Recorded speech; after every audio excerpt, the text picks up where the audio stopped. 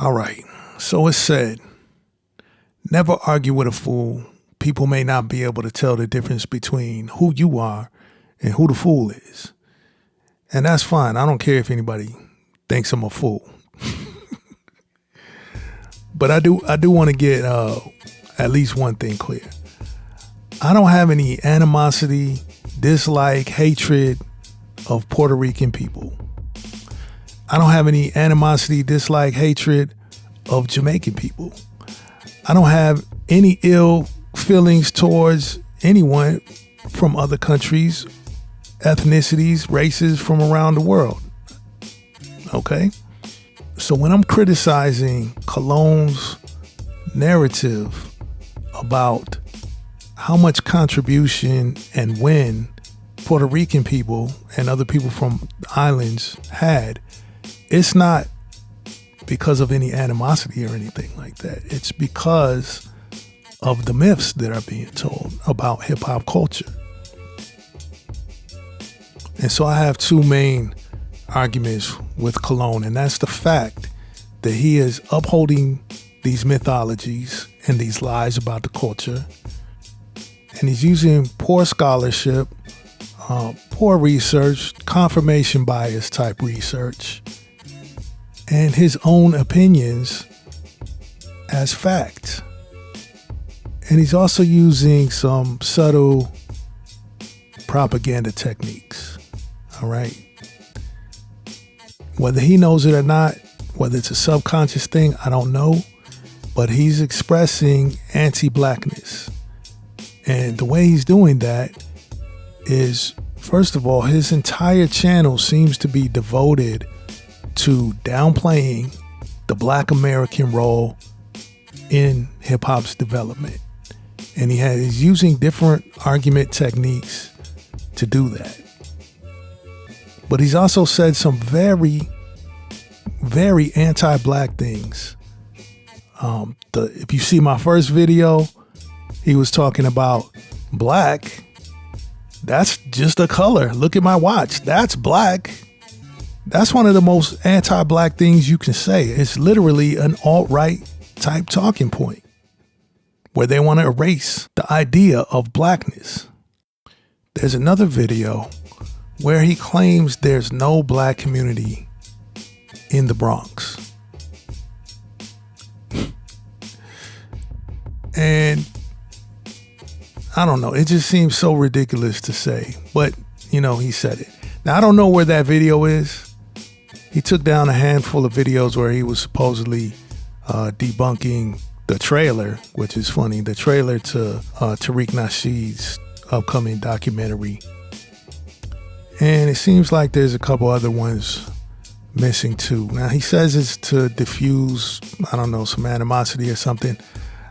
Honestly, I think it's because he's figuring out that he's wrong about some things. He did two rebuttals, and one of them had, he said Melly Mel was the first MC, and then he changes it to Kid Creole. Most people know that Melly Mel was not the first MC. Melly Mel came up with the title MC. He was the first one to use the title MC, and maybe it was Kid Creole. But they aren't the first MCs. That's ridiculous.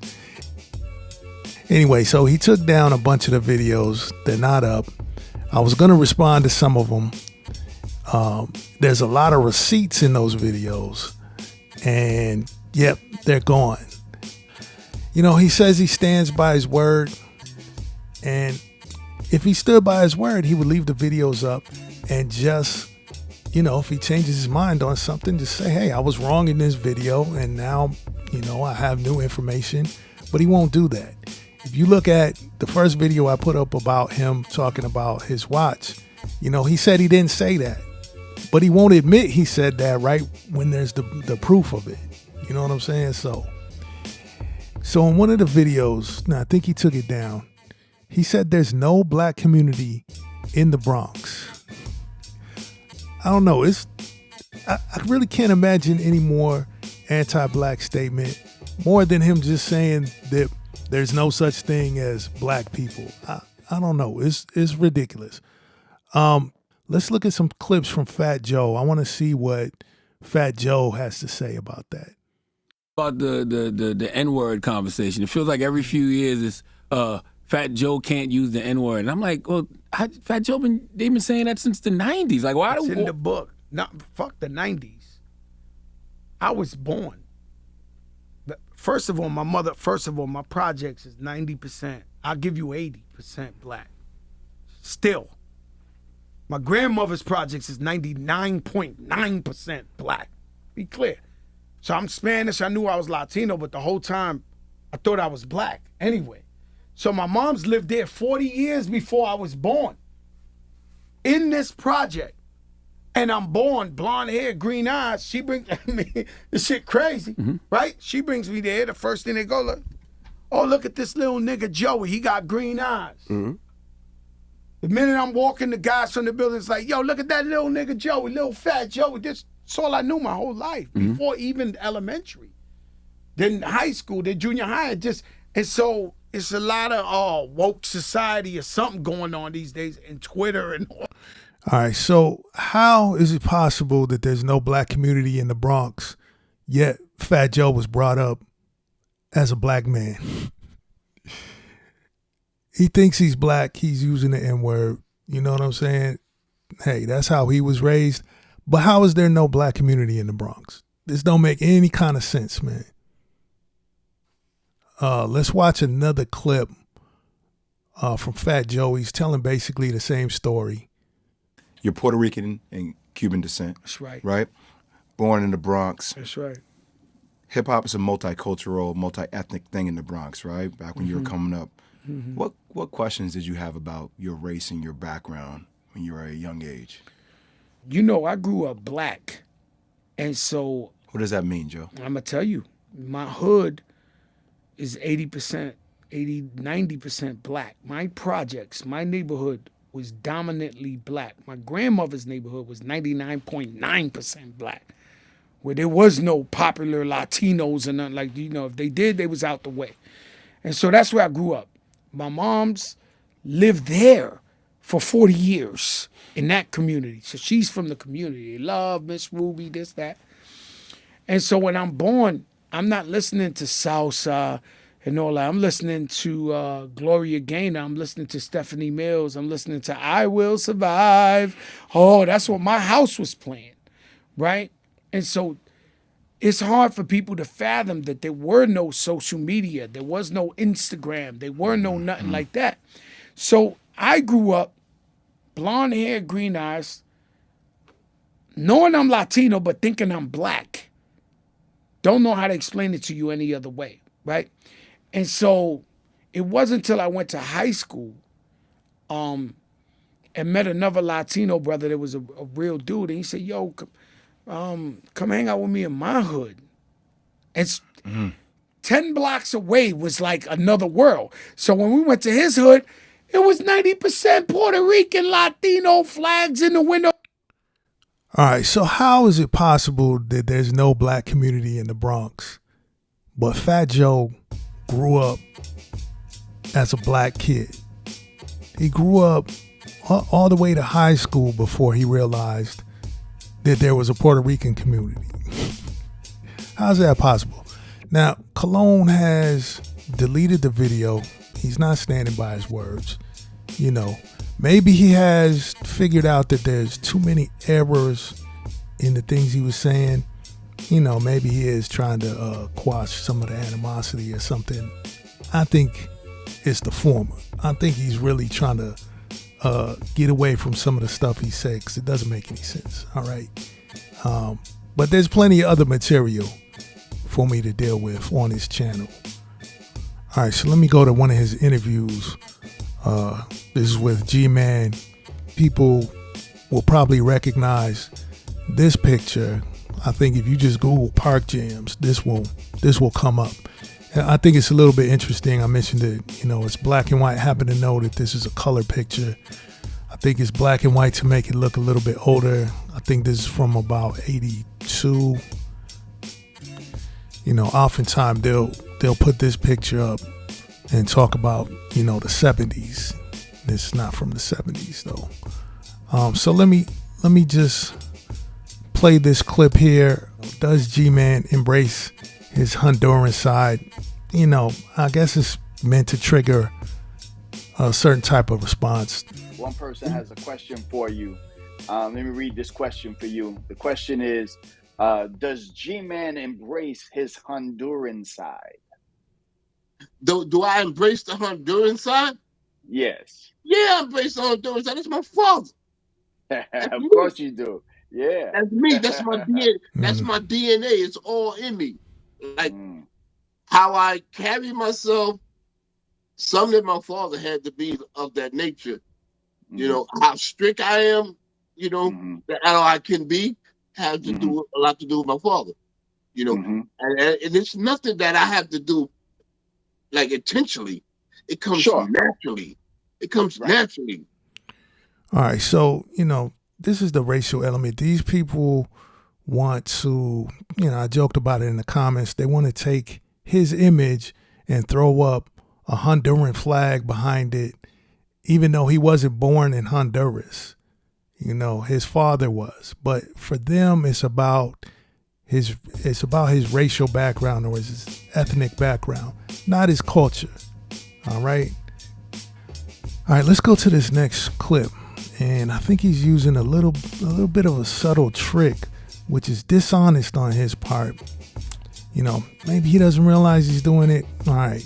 But what he's doing is he's asking about, you know, the ethnicities that were, you know, were there Latin people in hip hop? And of course, the answer to that question is yes.